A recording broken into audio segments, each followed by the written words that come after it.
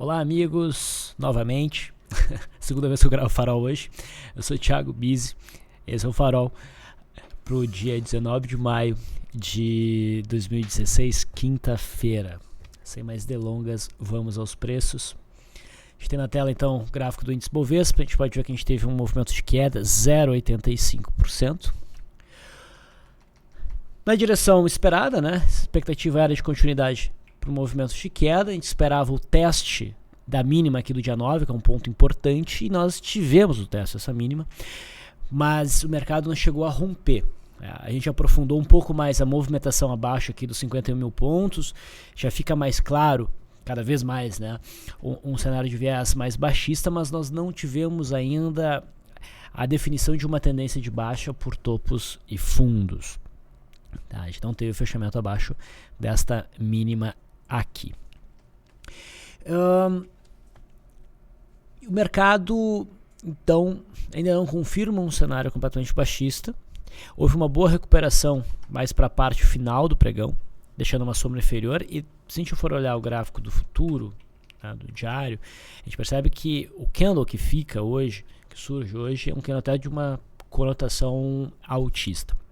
Tá? Mas com certeza a gente não tem aqui, se o mercado vier superar a máxima de hoje, ainda não seria um ponto muito seguro para compras. A gente está naquele cenário onde é desconfortável tanto compra quanto venda. Tá? E enfim, se o mercado chegar a romper esse ponto aqui, também não vai ser o melhor dos sinais, porque a gente estaria naquele movimento já longo, né, de queda, e isso traz uma proximidade cada vez mais de um movimento contrário, né?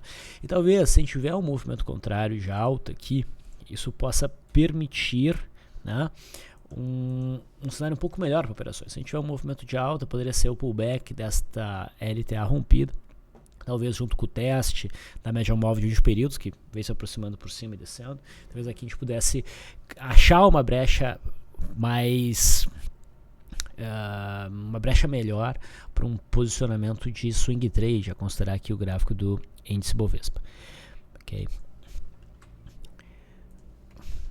Então, a tendência está indefinida, mas pendendo por uma queda. E estamos na ausência de um ponto mais claro para a entrada. Olhando o gráfico do futuro no intraday, a gente percebe que a gente teve aí a primeira hora e pouquinho de negociação mais direcionada para baixo. A gente teve até um acionamento de primeiro movimento baixista que não ganhou amplitude, né? O mercado beliscou o fundo aqui do dia 9, que é um ponto crítico e decisivo para nós do ponto de vista de tendência, e o mercado recusou o rompimento desse patamar e passou a maior parte do pregão em recuperação. Tá? Se a gente for olhar num gráfico de 60 minutos, a gente ainda está dentro de um padrão de zigue-zague descendente. O viés segue sendo baixista, o viés segue sendo baixista para amanhã, então a gente deveria ainda agora esperar por quedas. Mas pelo fato de a gente ter testado esse patamar e o mercado ter recusado, né, esse rompimento, abre espaço para uma recuperação por parte dos preços, uma mudança dessa tendência de baixo que a gente vem vendo no intraday. Só que só abre o cenário, a gente não teve ainda um sinal. Seria necessário um zigue-zague ascendente, um pivô de alta num gráfico de 60 minutos idealmente, tá? Porque por enquanto a gente ainda está mais ou menos operando dentro de um canal de baixa. E se o mercado realmente conseguir produzir o rompimento claro dessa zona num gráfico talvez um pouco mais longo, para a gente ter um pouco mais certeza, 60 minutos, bom, daí a expectativa seria realmente por o mercado prosseguir o movimento de queda, talvez de forma até a abrir espaço para operações. Tá?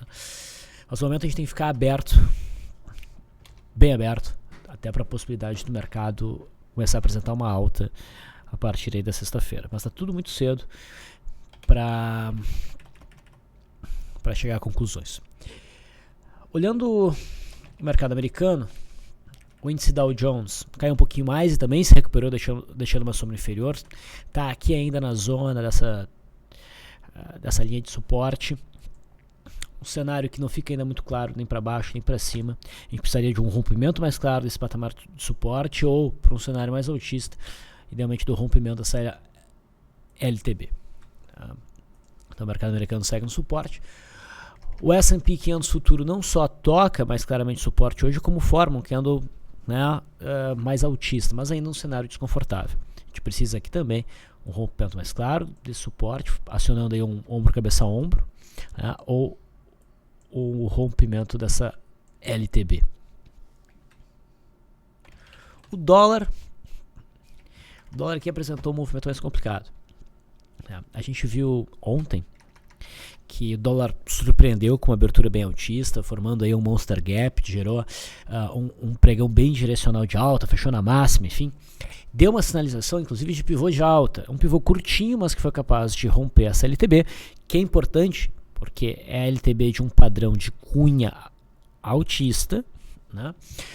Pôs os preços para cima da média móvel de uns períodos e começou a virar essa média para cima. Inclusive, o dólar, pelo seu fechamento ontem, entrou na lista de operações, né, possíveis do ponto de vista aqui dos nossos conceitos. Principalmente se o mercado superasse a máxima de ontem. Isso aconteceu, a gente teve a superação da máxima de ontem, o dólar chegou a fazer um bom movimento, aí mais ou menos uns 1,3% de alta. Não foi o suficiente para alcançar a RP por volatilidade, que estaria na casa dos 2,2%, 2,3%. Né? Mas foi capaz de alcançar essa zona de resistência, que é uma zona de resistência que a gente já conhece. Né? E fechou feio. Então, por mais que a gente tenha rompido essa zona aqui, o dólar segue ainda um viés mais longo baixista. Né? A gente está inserido dentro de um contexto de movimento lateral. Então o teste dessa zona e a reação que houve aqui incomoda realmente para quem abriu posição comprada. Se quiser manter o stop original, ok, mas nesse tipo de cenário eu prefiro já ajustar o stop para baixo da mínima. Talvez amanhã o dólar abra em gap de alta e vai embora, daí perfeito. Segue a operação. Mas se o mercado já com esse sinal começa a voltar para dentro dessa congestão, eu preferiria encerrá-la. Olhando o intraday, a gente teve um dia inicialmente bem direcional na ponta compradora, teve operações aqui muito mais fáceis de serem avaliadas do que, por exemplo, no gráfico do índice futuro hoje. Se formou aqui o primeiro topo, a gente teve o rompimento, inclusive, do topo, formando um primeiro movimento, que por volta do meio-dia. E essa operação não foi para frente. O mercado voltou para dentro e aqui nos deu um sinal, claro, de rompimento falso. A gente fechou abaixo da mínima do candle que rompeu.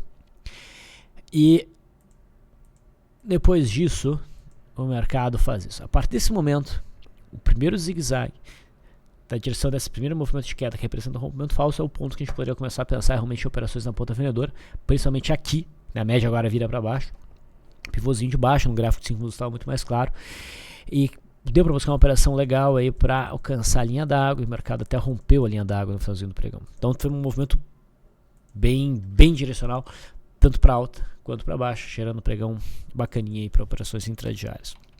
Amanhã sabe-se lá o que vai acontecer, mas se o mercado transitar abaixo da mínima de hoje, realmente coloca em bastante risco o cenário altista que se desenhou ontem. O juro veio de 2 pregões de alta até bastante razoável, né, fechando esse gap, mas isso não gerava por si só um cenário de realmente alta, que a gente pudesse abrir operações. O movimento mais provável seria o mercado prosseguindo um movimento lateral aqui, dentro dessas fronteiras que já foram desenhadas, e hoje a gente teve uma boa queda que reafirma esse cenário. Então, para um cenário de alta, a gente precisa de um zigue-zague ascendente, rompendo essa zona, ou para o cenário de baixo, a gente precisa do rompimento dessa zona aqui. As bandas são bem estreitas, então isso chama atenção, mas a gente ainda não teve a sinalização de trade.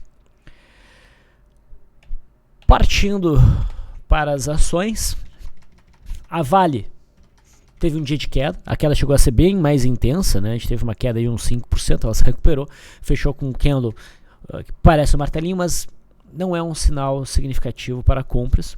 Ela segue com um forte viés baixista, na minha leitura. Se o sujeito tentar comprar aqui, a gente vai ter bastante obstáculos, inclusive a média móvel de 200 que está aqui passando, a gente não está em cima de nenhum suporte. Então, minha expectativa segue sendo de queda para a Vale 5 e também para a Vale 3. A Petrobras ontem já ensinou, né, o rompimento dos 9,50, por isso era bem provável o teste dos 9. A Petrobras foi lá, testou os R$9, que é um ponto importante, e não rompeu. Tá, então ela não define ainda para nós um pivô de baixa e é um papel que vem forte, relativamente forte. Se a gente tiver uma reação importante de compra de alta na sexta-feira, talvez fique até bonito para uma compra se trabalhar um retângulo. E no momento que a gente conseguir firmar um fechamento abaixo dessa mínima, que daí sim a gente tem um pivô de baixo e a Petrobras passaria a ter o potencial de cair até o fundo da metade de março. PTR3 também caiu um pouquinho mais, mas bateu no seu suporte, próximo aqui a 11,10. Tá? A gente já tem aqui, de forma um pouquinho mais clara, um pivô de baixo, mas o cenário ainda não está claro. A gente tem esse obstáculo que é muito importante e que precisa ser rompido antes de buscar operações. O volume de hoje também não foi significativo. Tá? Ambev já deixou mais claro o cenário de pivô de baixo, hoje apresenta uma reação, mas agora o papel tem muito obstáculo para o movimento de alta, não é papel para pensar em compra nesse atual momento. Tá? No setor de siderurgia, Gerdau caiu um pouquinho mais como esperado, a expectativa é que ela siga caindo nos próximos pregões para alcançar essa faixa aqui próxima a 5,40. A Goal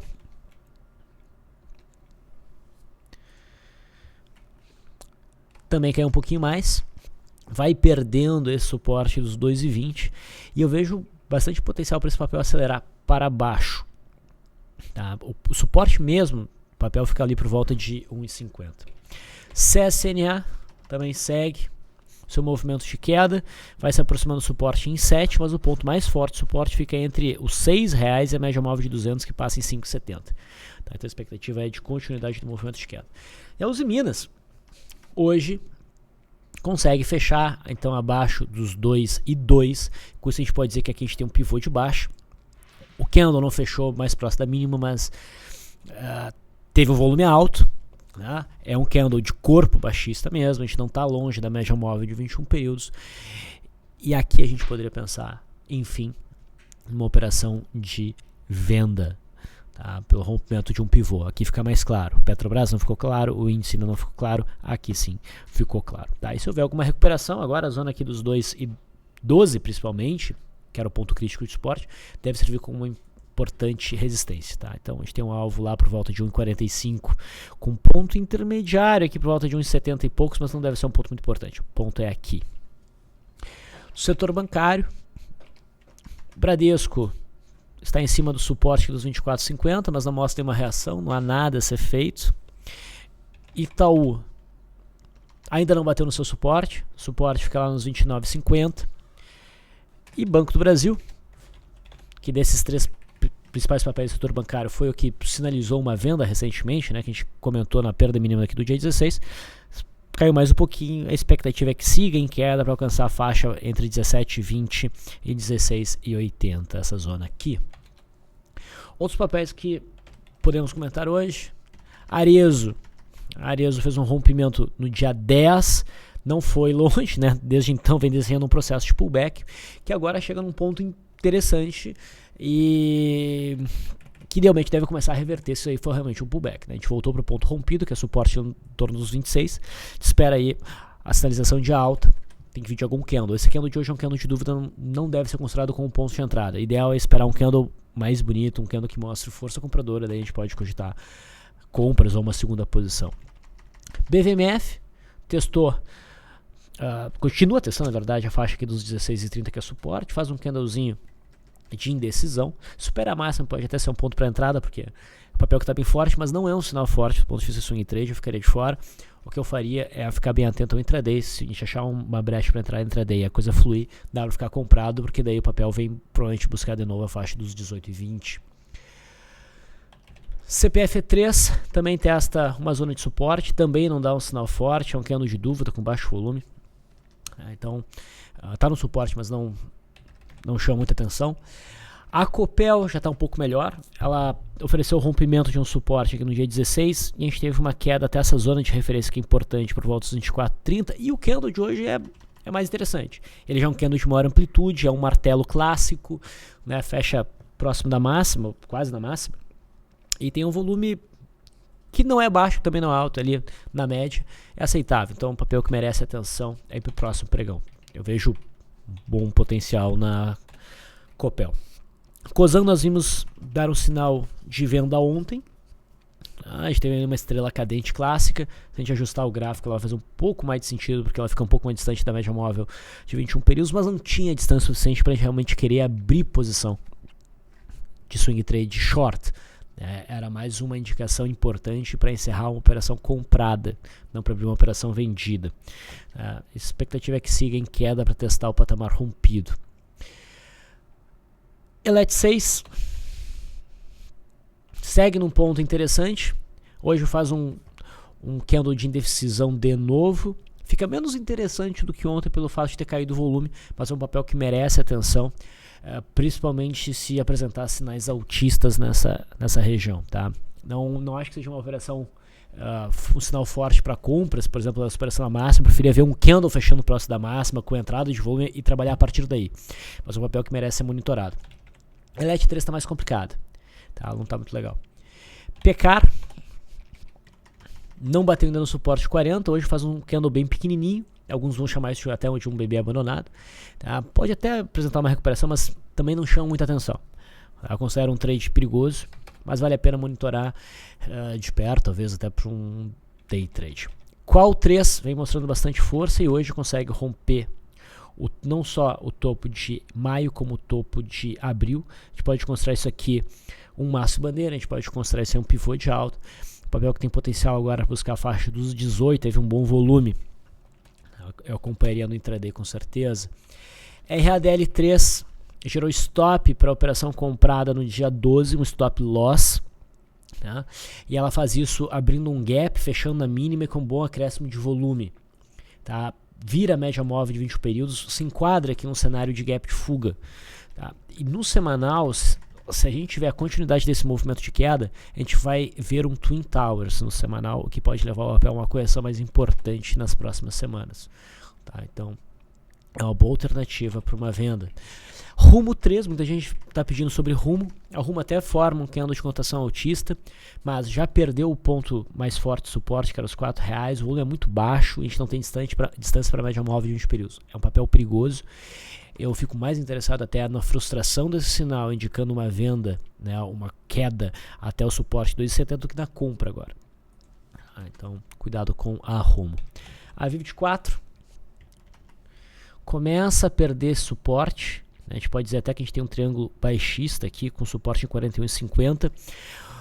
O candle não é um candle de força baixista, mas ele tem essa sombra superior que mostra que o papel tentou subir acima do que era o suporte e não conseguiu, já virando isso aqui resistência. Fecha próximo da mínima, perda mínima, abre espaço para uma movimentação de queda. E o milho, que pediram a gente falar do milho, não para de subir, né? E eu não vejo entrada aqui no milho. Eu gosto muito de operar o milho pela média móvel de 9. E a última vez que o papel gerou uma entrada pela média móvel de 9 foi lá no dia, entre o dia 5 e o dia 6 de abril. Desde então, não sinalizou stop. Para quem opera fora isso, aqui seria até um ponto pensar numa venda. E essa venda sofreu stop. E depois disso o papel já dobrou, né, a perna. Então segue bastante forte. O boi gordo também é bom de trabalhar pela média móvel de 9. Fez um pivô de alta recentemente. Agora a expectativa é que vá subindo em busca do topo de março. Chegou a cair hoje, mas recuperou bem. Está com cara de seguir no movimento de alta. Bem, pessoal, então foi isso que aconteceu de mais interessante no pregão de hoje. Eu vou encerrando por aqui. Espero que as informações tenham sido úteis. Qualquer coisa, entre em contato com a gente, ou por e-mail, ou pelos comentários do YouTube. Bom descanso. Até amanhã.